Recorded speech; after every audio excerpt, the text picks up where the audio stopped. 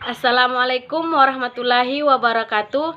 Saya Nur Hikmah dari Institut Agama Islam Negeri Palopo, Prodi Ekonomi Syariah, akan mereview salah satu jurnal ekonomi Islam yang berjudul Wakaf Produktif Menurut Perspektif Islam yang ditulis oleh Fahmi Medias bervolume 4 nomor 1 Juli 2010.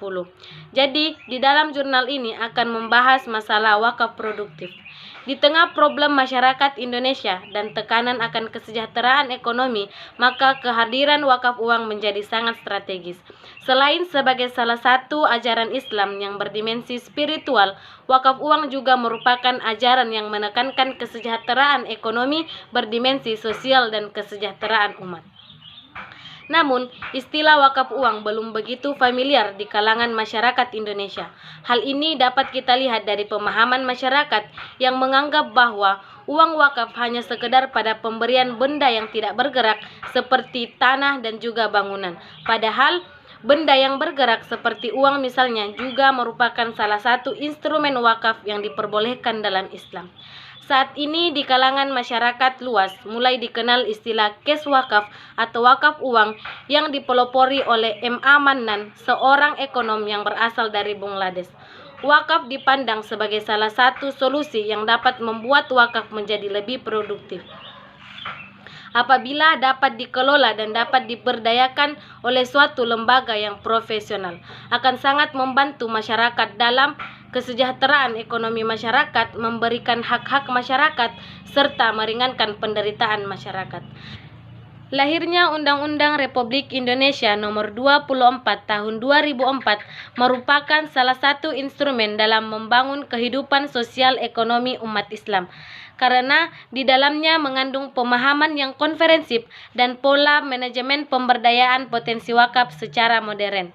Sejarah Islam, wakaf dikenal sejak masa Rasulullah Shallallahu Alaihi Wasallam.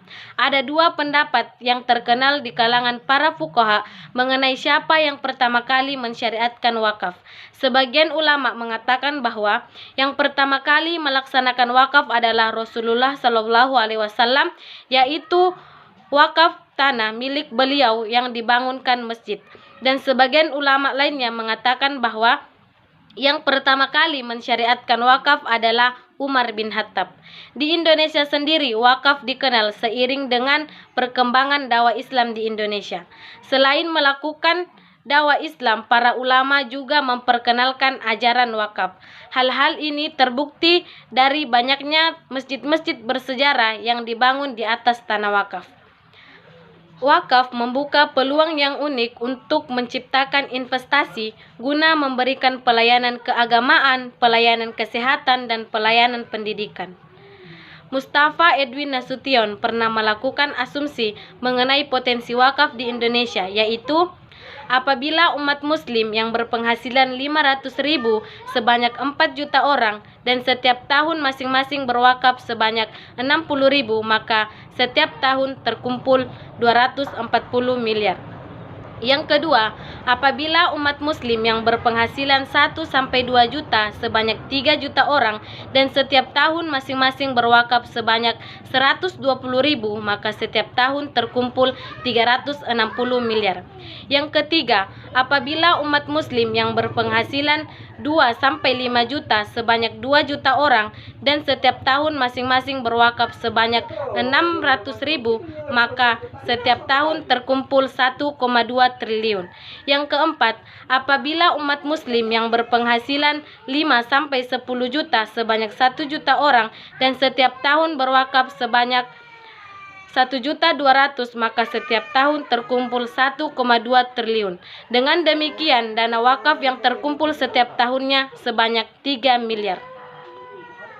Dari contoh perhitungan ini dapat dilihat keberhasilan lembaga wakaf dalam memobilisasi dana wakaf akan sangat menentukan manfaat keberadaan wakaf itu sendiri. Salah satu lembaga ekonomi Islam yang sangat menentukan pemberdayaan ekonomi umat adalah wakaf.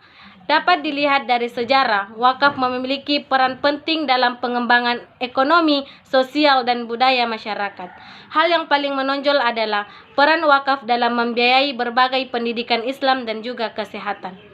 Untuk mencapai diadakannya wakaf, maka diperlukan pengelolaan yang baik dan diinvestasikan ke dalam berbagai investasi agar hasilnya dapat memberikan kesejahteraan ekonomi terhadap masyarakat banyak. Untuk mengelola dan memberdayakan wakaf dengan baik, maka diperlukan sumber daya insani yang amanah, profesional, memiliki wawasan ekonomi, dan berkomitmen yang kuat. Demikianlah review jurnal yang berjudul Wakaf Produktif Menurut Perspektif Islam dari saya. Kurang dan lebihnya mohon dimaafkan. Wassalamualaikum warahmatullahi wabarakatuh.